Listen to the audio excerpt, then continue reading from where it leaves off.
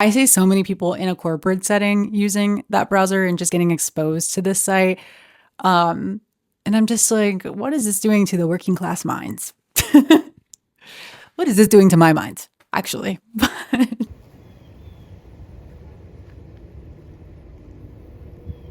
Hi, my name is Gabriella. I am in the business of the business. I am in the business of teaching myself the crossroads of sociology and media studies. But I'm also an artist. I'm into pop culture, including K-pop, fashion. My last video I did in New York City figure drawing vlog. So if that interests you, I had my thinking cap off. Definitely go watch that video. The reason why this topic kind of came about is because I do work in a corporate-ish setting. Every time I open a new tab, I immediately get bombarded with just MSN.com. The MSN site is a preloaded portal site. It comes from Microsoft and it is pretty much onboarded to every Microsoft device. So it is essentially acting as a curated news cycle.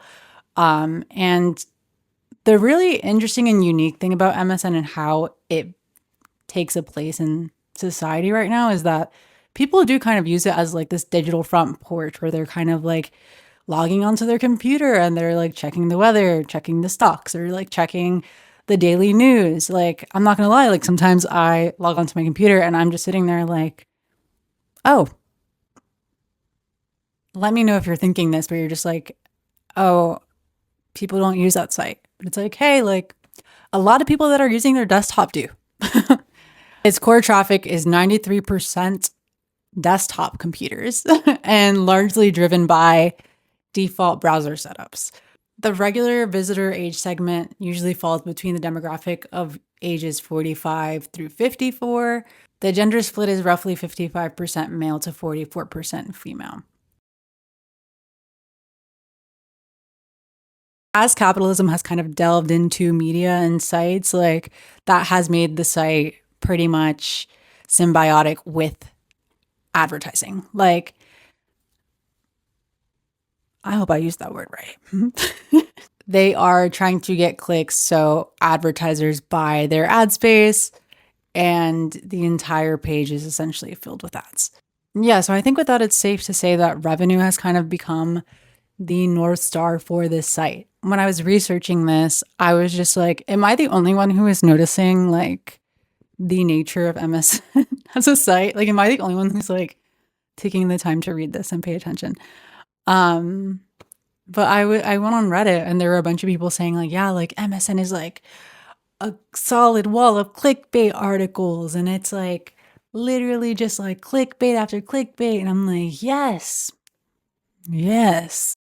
And just to give you guys a type of overview of what the page looks like, all of Gen Z is LARPing and it's not what you think. Some of these stories are serious, like I'm not taking that from it. A Canadian who slapped teens wearing MAGA caps to be deported from US. And here's some of my personal favorites. Black Man Before You Sip That White Wine, responding to Billie Eilish, ICE callouts, and destroyed Charlie Kirk memorial left begging for money online. Clickbait has like always existed in advertising. Like we've always had like really catchy headlines and like news that is meant to catch the viewer. That has always existed like since like the dawn of writing and the print press. But like right now media outlets are just like in this rat race to capture as much human attention as they possibly can and sell that for ad space. So that's kind of where MSN is right now.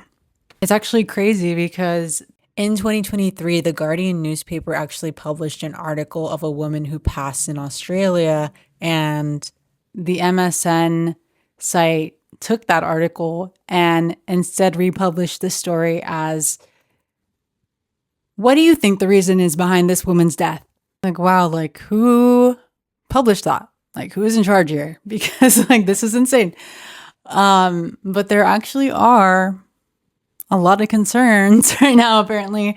There's a lot of concerns and tensions at Microsoft right now, apparently, because it is one of those sites that have got rid of their entire editor workforce and replaced it with an AI algorithm because they were just like, this is going to be really good. And this is a great idea. Essentially, an AI system will mimic critical thought without adding any real insight a lot of the times to articles because, again, AI generated content is largely created from things that already exist. So a computer and an algorithm cannot come up with new content and new ideas. And Microsoft did replace hundreds of its editors with the AI generator, at least to curate and aggregate its like news feeds.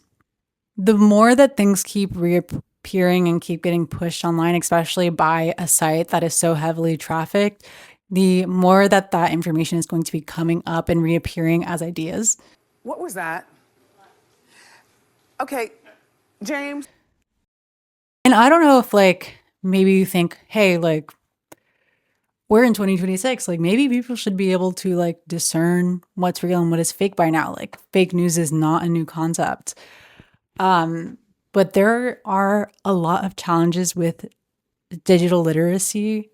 Actually, older generations like Gen X and Boomers, who are the majority of MSN users, have less digital literacy rates, but younger generations are not immune either. Like a lot of people bring up the concept of growing up with the digital age. So you're like, oh, a lot of these people have media literacy or they have digital literacy because they grew up with this stuff. But in reality, there's a lot of people that live in different types of rural areas or low income backgrounds that just do not have the access to devices that would let them access high speed internet. There's like a pretty big gap in like structured literacy programs for students or schools. It's just a lot of people relying on students being digitally native as their digital literacy, and it's very clearly not working. Because the general public is not just the people that you know and see. Like the general public, especially in the United States, I'm speaking in the United States mostly, but not everyone has access to the same resources. So, and honestly, even if media literacy isn't the problem in all of this, I wonder then, is the problem the erosion of public trust? Question mark. Meaning like, is the frequent exposure to all of these exaggerated fake articles kind of going to get the general population in this like skeptic anti-article, anti-news space where like now nobody is paying attention to the news? It kind of just makes me think about when they started rolling out the New York City MTA audio ads and people were like, okay, if you're playing the ad to like Toy Story 5 on the subway, people are going to learn to ignore announcements on the train station. And lo and behold, that will lead to people like training themselves to ignore all announcements that come from the overhead system in the subway systems. And that leads to people ignoring important messages. Who does this erosion of public trust really benefit? Who does it benefit that, like, even if we are not directly engaging with these articles or directly believing anything that's coming from these articles, like, there is a concept of your brain just being massaged. Like, lol. I am in the business of media studies. So if you know, the medium is the massage. His name is escaping me right now, but basically it's meant to say like any medium that you are taking in is massaging your brain in a completely different way to the point where like the medium itself becomes the message that your brain is taking in. But it's just like, hey, subliminal messages are real. Like there has to be a study out there, like a Harvard case study about what seeing the same type of insane messaging over and over, even if you are like a percentage aware of what you're seeing, like what that can do to somebody's mental, like maybe you slowly start believing that like, you know what, like Panera Bread like can never win me back and they can never win back my journalism is meant to be a tool that the general public uses to remain informed about society. And having all of this AI generated content is kind of just convoluting real news and journalism online. And yes, there are distinct benefits to undermining the trust in media. And media outlets primarily do it to gain political power, to gain financial profit or ideological control. Unfortunately for us, information online does lead to real life action. So I like to think that I have enough like mental digital discernment to not fall into believing a lot of these articles and not believing these articles at a surface level. And honestly, at some point I was just like, oh, like actually this is kind of good because it's giving me these super hyper partisan articles, because I guess that's just what is getting turned out right now. And it's interesting to see where some of these really big talking points in the like misogyny and like capitalism realm are coming from. I know that there's definitely other sites out there that are playing with the attention economy. But it is funny just how large of a user base MSN has, and it's just like never really getting that much flack about how it runs its site. Granted, like MSN doesn't write or publicate. They are just like republishing them to publish them on their page. But it does say a lot about the type of articles that they are choosing to republish on their page. Then they are breathing life into claims that are false entirely, or just like riling up fear or putting people deeper into their own biases because that's what's going to get clicks. It's something that can be so potentially impactful, and yet it's so silent culturally. Like nobody talks about the ridiculousness that is going on MSN.com. And yeah, again, like MSN is not the sole contributor to AI journalism. Like I'm not saying that. It is not the only site that is taking advantage of media illiteracy or a lack of media discernment. But it is definitely contributing to it.